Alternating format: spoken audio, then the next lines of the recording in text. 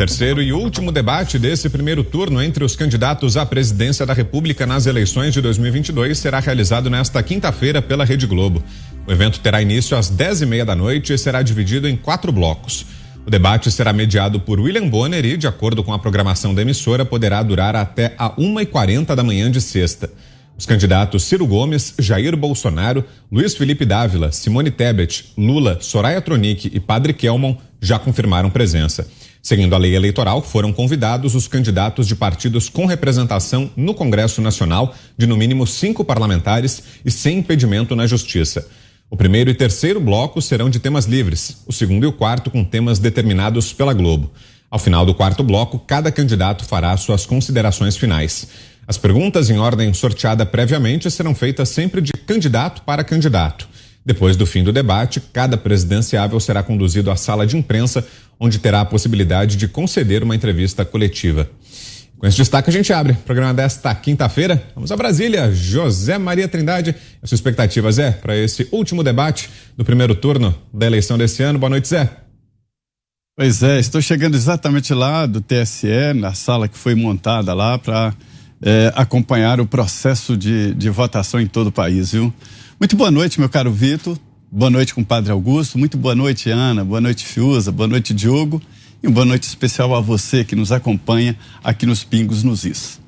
Olha, Vitor, eu gosto da ideia dos debates. É o momento em que o candidato está ali sem a participação dos lobistas, dos assessores, dos marqueteiros e principalmente daqueles palpiteiros que às vezes atrapalham o candidato em vez de ajudar.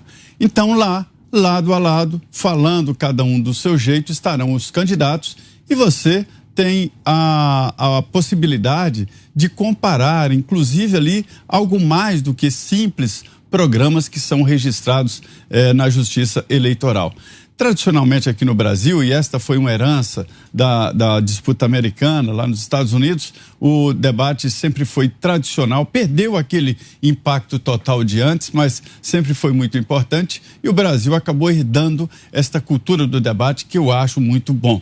O Lula fugiu do último debate e agora ficarão ali frente a frente o presidente Jair Bolsonaro e o ex-presidente Lula, sem os marqueteiros, sem os palpiteiros, e ali ele terá que falar e se defender, há muito mais do que se defender.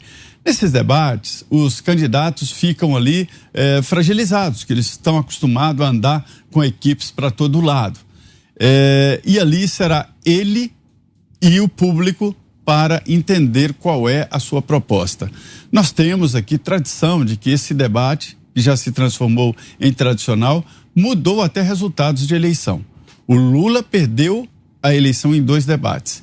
Primeiro contra Fernando Henrique.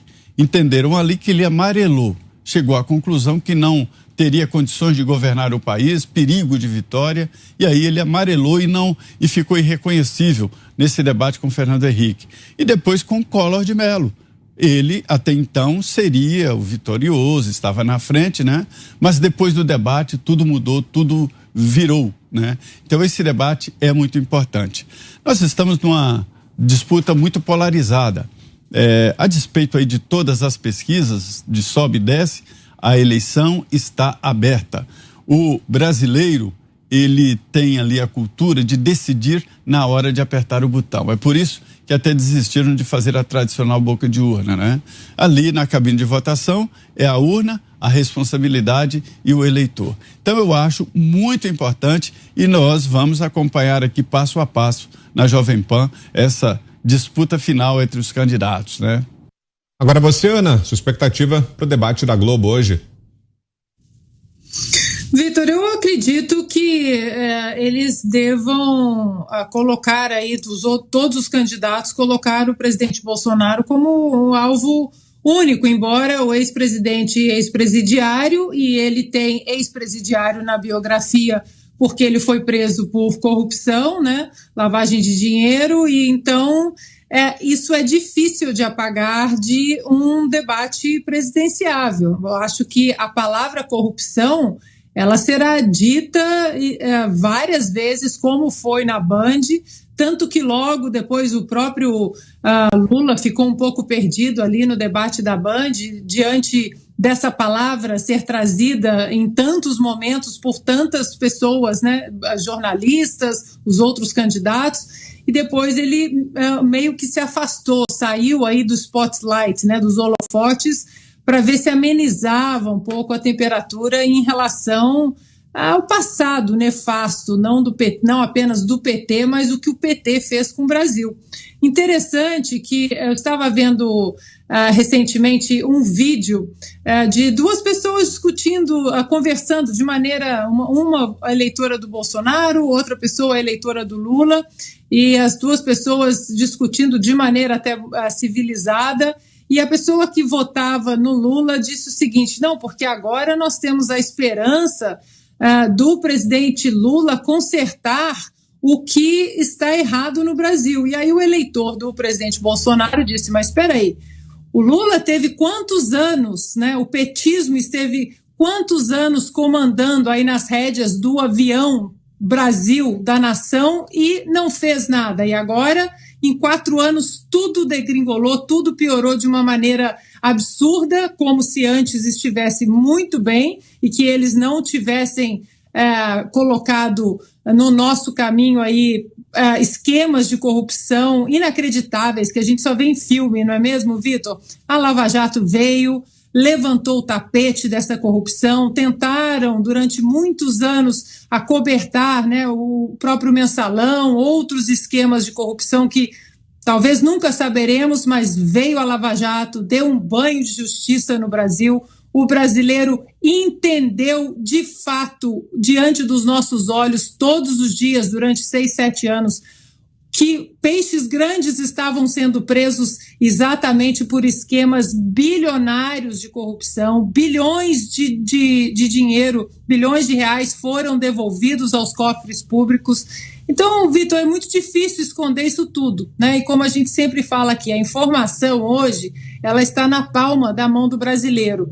Então, por mais que eles mintam ali, que eles tentam distorcer alguns fatos, como o Lula disse que foi absolvido na ONU, na Suprema Corte, na ONU, é muito fácil ver ali na hora, nós checarmos do outro lado da tela o que é mentira e o que é verdade. Sem dúvida, vai ser um debate bastante interessante.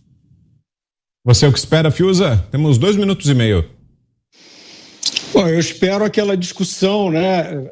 Porque a intelectualidade brasileira, né? As classes esclarecidas, elas estão muito chocadas com a grosseria no poder, né?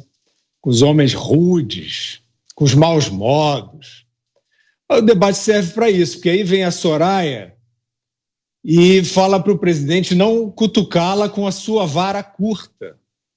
E isso é o que repercute entre essa elite esclarecida, culta, erudita, que não quer mais grosseria dessas pessoas horríveis do churrasco, esses farofeiros, né, rudes, que assumiram o poder. Aí é isso que a intelectualidade repercute. Vocês não repararam, não? Os memes e tal ficaram todos eufóricos, felizes da vida, a vara curta do presidente. Então é isso, esse é o nível, né?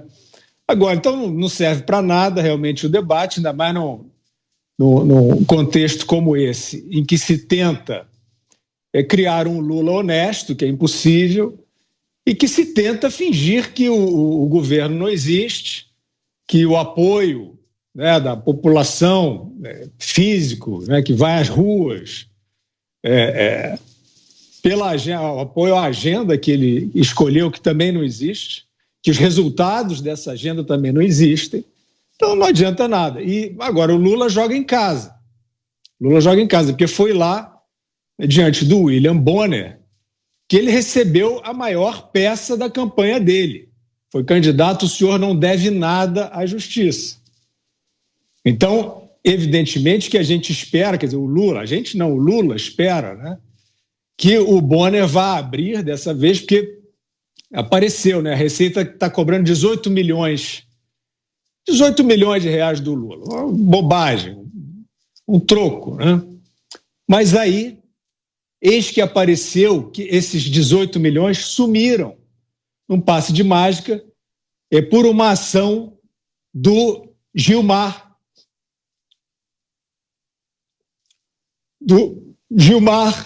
Mendes. Desculpa, sempre que eu falo no Gilmar, eu fico com essa emoção, porque é um homem bom, que fez esse serviço, né? Que, de repente, 18 milhões desapareceram, né, do calote do Lula. Então, eu espero, sinceramente, que o William Bonner abra hoje o debate dizendo: candidato, o senhor não deve nada à Receita Federal. Que foi o que ele fez na sabatina, ele fez esse discurso, ele falou: Lula, fica na tua aí, fica quietinho que eu vou agora fazer uma afirmação. Candidato, o senhor não deve nada à justiça. Ele tem que fazer isso agora. Sabe por quê? Porque se o Lula chegar na quadra da Portela e disser que o Gilmar Mendes, o sacrossanto Gilmar Mendes, disse que ele não deve nada ao fisco, não vai ter a mesma emoção. Então, é preciso que... Não que o Gilmar não seja uma figura espetacular, né? Mas não é tão conhecido. Então, é preciso que o Willio... Ele chama você, Bonner, de Willio. É preciso que você, Willio Bonner, diga hoje na abertura do debate que o Lula não deve nada à Receita Federal, porque 18 milhões é um pichuleco, é um troco, e o Gilmar já tomou essa providência. Mas para ele chegar bem na quadra da Portela, ele tem que citar você, porque aí realmente ele está embalando a sua campanha, né, no brilho, né, mais extraordinário que a mídia brasileira pode conferir. Augusto. Não, eu queria só dizer o seguinte: tem uma pesquisa aqui que eu não posso revelar qual é, mas eu vou esperar o resultado e depois divulgo, que é feito com aquele sistema de tracking, né, diário. Neste momento, registra o seguinte: o Lula com 39,7%, o Bolsonaro com 35,8%, Ciro com 5% e a Simone com 4%. Os outros têm com um percentual praticamente desprezível, né? Não praticamente. Portanto, está indicando aqui que haverá segundo turno e o Lula está muito longe dos 50%. São 5% de nulos, votos nulos ou em branco, e 8,2% de indecisos. Se toda essa turma aqui deixar de votar, ainda assim está abaixo da abstenção mínima que ocorre no Brasil, que é de 20%, não menos que isso. Então, alguma errou. Vamos conversar sobre isso na segunda-feira. Mas está aqui um exemplo do que falou o Zé Maria.